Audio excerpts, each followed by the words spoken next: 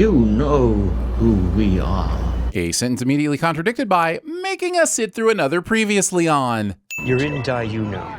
All signals in or out are blocked. The well-traveled and experienced Jedi Knight does not already know this. Considering Obi-Wan should be trying to keep a low profile, I find his choice of slightly dusty Jedi Knight disguise disturbing.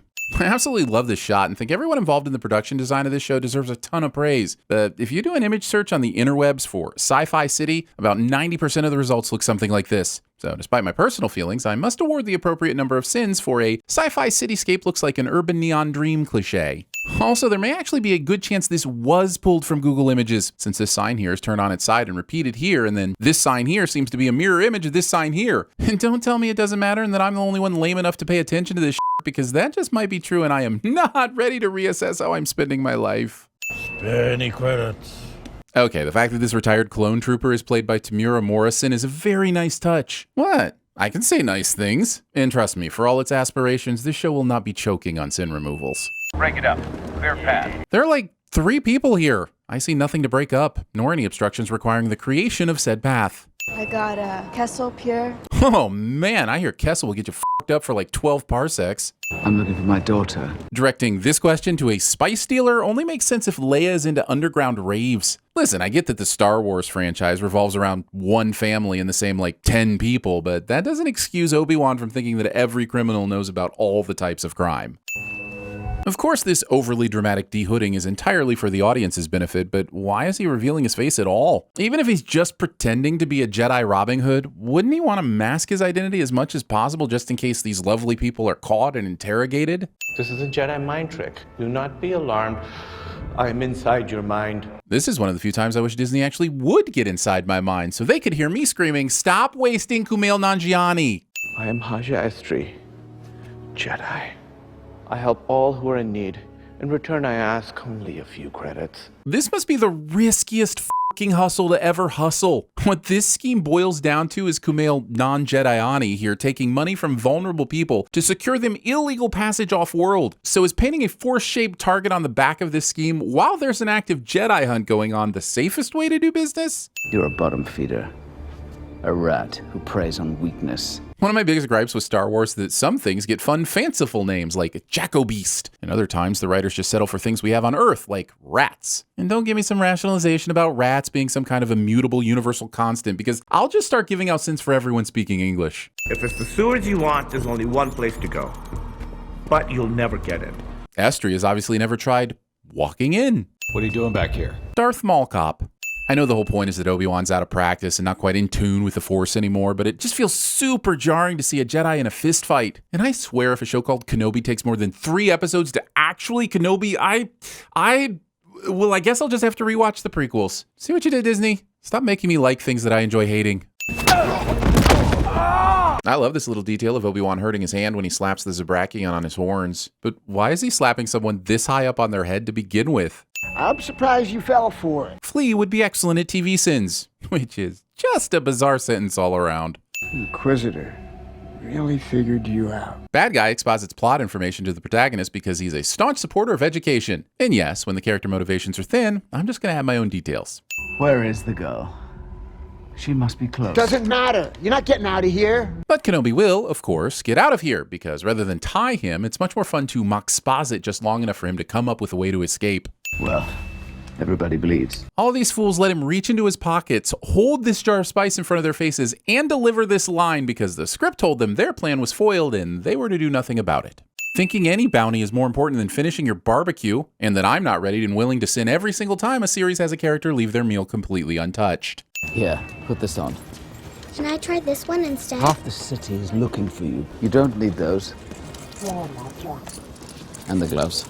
Kids. Seriously, this is gonna be the most kids-worthy scene in the entire history of television. And I've seen Stranger Things. Don't smell anything. Don't look at anything. Don't touch anything. The Kindergarten Jedi portion of the episode goes on for all the unoriginal who the f*** asked for this amount of some time. I read that Jedi can make things float. Make me float. What? I want to float. Foreshadowing. I let your parents know you're safe. So we're just gonna forget about the whole... You're in die you know. All signals in or out are blocked. Can't even blame it on the plot because Obi-Wan updating Leia's parents doesn't really change a damn thing. Look, it's one thing to not be consistent with the wider Star Wars universe, but to contradict yourself inside your own 30-minute episode is downright impressive. That's what you were hiding. You're the reason I'm here. They took me to get to you. My goodness, in the name of Yoda, the Jedi, and Qui-Gon's Force Ghost, was that a leap? Why wouldn't Leia just assume that they'd been spotted escaping and that's why his face was everywhere? How'd she manage to immediately jump to the plot synopsis? This is the second time in the series that Leia's eluded an adult using this unimpressive running pace. It's like the show wants us to believe that a long time ago in a galaxy far, far away, knees didn't evolve in a way that allowed grown-ups to use the maximum length of their stride. This Gorn trooper inexplicably does stop long enough to allow Leia to get out of the way and then also manages to miss Obi-Wan despite him being in wide open air. This rooftop running sequence was actually pretty cool. The only thing cooler would have been if the writers let Reva actually catch up to Obi-Wan during the chase, so that all the gratuitous parkouring could have been relevant to the story. Dual-wielding blasters, but only shooting one at a time. Also, shooting your dual blasters in two very different directions when your target is remaining in the same spot. I'm not going to stand here and say this doesn't look cool, but I will stand here and ask why it was any better than just jumping over the damn thing. None of the 4 stormtroopers or dozens of passing people break a stride after this very loud pew-pew and the resulting noise made by the 6 feet of tumbling metal. Since I met you, I've been chased, shot at, I almost fell to my death, and now there are inquisiting people after us. If somebody is offering us help, I think we should take it. Most of this happened because of her unwillingness to trust Obi-Wan, who was also offering help at the time. So the sin is that Ben sees a leader instead of misguided optimism. Was your friend a Jedi too? No, she was a leader. Leia's entire character being built off of who she will become and who Padme was may be in line with all the themes of destiny running through Star Wars, but it also eliminates pretty much any stakes for her story. Obi-Wan. Yes, here we go. Okay, I suppose 2 episodes isn't too long to wait to see Obi-Wan rock that blue stick of Jedi justice. Let's go! Watch and learn. Stabbing your GI in his GI. Can't find Obi-Wan! Writers think this is a good enough explanation for why Obi-Wan couldn't catch Leia earlier in the episode.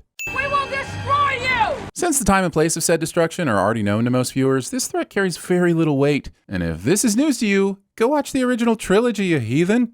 The look on my face after realizing this season will not be an original story, but mostly tie-ins to the original trilogy, somehow makes it into the episode.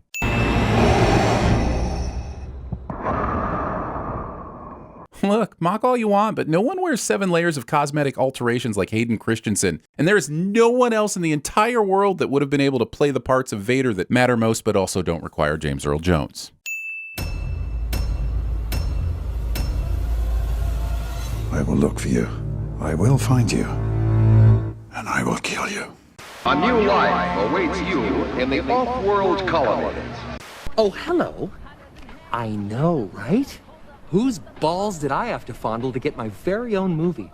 I'm looking for my daughter, but she was taken and she's on this planet. Are you my mommy? Magic. The shadows are my realm, for the light is an unforgiving place for my kind. Everything that guy just says is bullshit. Who are you? I'm Batman. This guy's not having a good time. He's going to feel terrible tomorrow morning. Because there's some things in this world that are just wrong, okay? And stealing a princess is one of them. Dinner! Don't let go, Leia! I'll never let go.